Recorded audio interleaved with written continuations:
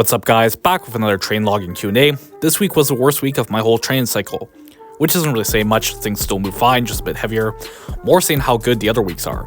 But it brings me to something I want to talk about, which is being able to take adversity in stride.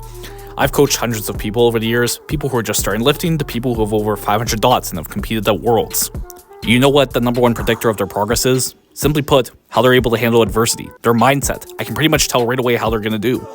Stressing about everything is going to kill your gains. High stress literally doubles the time to recover between sessions from 2 to 4 days in this study. Neuroticism is also linked to lower performance across all sports.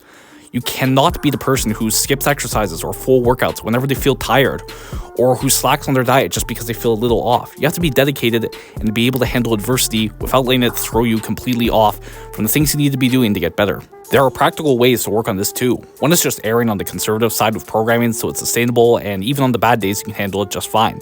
Build slowly and don't try to progress too quickly. Nice and slow, milk gains and let things build. And have goals that are process-oriented, which you can control, rather than outcome-oriented, which you can't control fully. You don't only have to worry about how much weight you're lifting or how easy or fast a certain weight moves.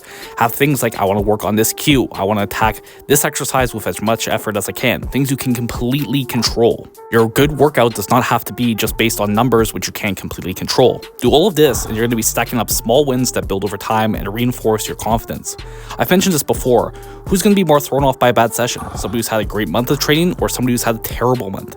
I went over 3 years without hitting a PR before, so I'd say I know a thing or two about having to keep a good mentality in the face of adversity. Anyways, that's it for my training of the week. I ended this week weighing 255.6 pounds. The thickening is coming along well. Guess below what I'll weigh next week. I'll see who's closest in the comments. I would like to thank Tasty Gains again for their help. Been taking their creatine to help gain muscle. They're great for any lifter. They taste way better than the powder. That's another great thing for lifters trying to eat a lot to gain weight or eat less to cut weight. You want to be satisfied with what you're eating. Their gummies are third-party tested, so no contaminants and honest with their portion sizes. A lot of supplements lie about this. Barbell Medicine did a great podcast going over studies showing how many are contaminated or just completely lying about their dosages. You can use my referral link to Tasty Gains below. Thanks again for sponsoring me. Anyways, on to the Q&A portion of the video. Comment more questions you have below. First question, how much did you gain when you did Smolov? So I did it into my first meet on squats and bench. On bench I didn't hit any PRs, but I did attempt to bench heavier than my gym PR, which with a meet pause is harder, so maybe I did still get stronger. On squats I went from a slow 405 barely parallel squat to a fast 422 ass to grass squat, so good progress there. Second question, why is my squat progressing faster than my deadlift? Now, broadly speaking, as people get more experience with lifting, their bench and squats progress faster than deadlifts. That's because squats and bench leverage-wise benefit more as you gain weight. Your hamstrings hit your calves, your stomachs hit your thighs, humeruses hit your lats, etc. On deadlifts, you don't get the same benefits, and if anything, you start to get your leverages hurt worse as you gain more weight. But usually not an issue until you get really big. Also, if your deadlift is still really lagging behind your squat, you could just need more posterior chain work proportionally. Next question, tips on biceps and forearm pain with bench. Well, if anything, load management. I'll link below to a good article by Barbell Medicine that I think is perfect for this. I also want to note that pec tendonitis is often confused to be biceps pain. That's because the pec tendon will insert by the biceps.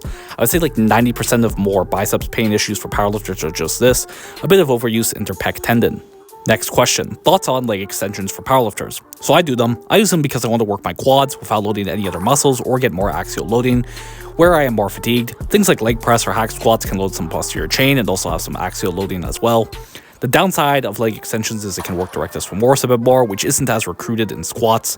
For somebody who just cares about PL like me, that may not be something I want, but I would take working it over the other muscles. Your needs may vary. Anyways, that's it for the video, guys. Message me on Instagram at matvena or email matvena@live.ca for programs or coaching. Check the pinned comment and description for those addresses. Please comment more questions you have below, like and subscribe if you haven't already. And once again, thanks for watching.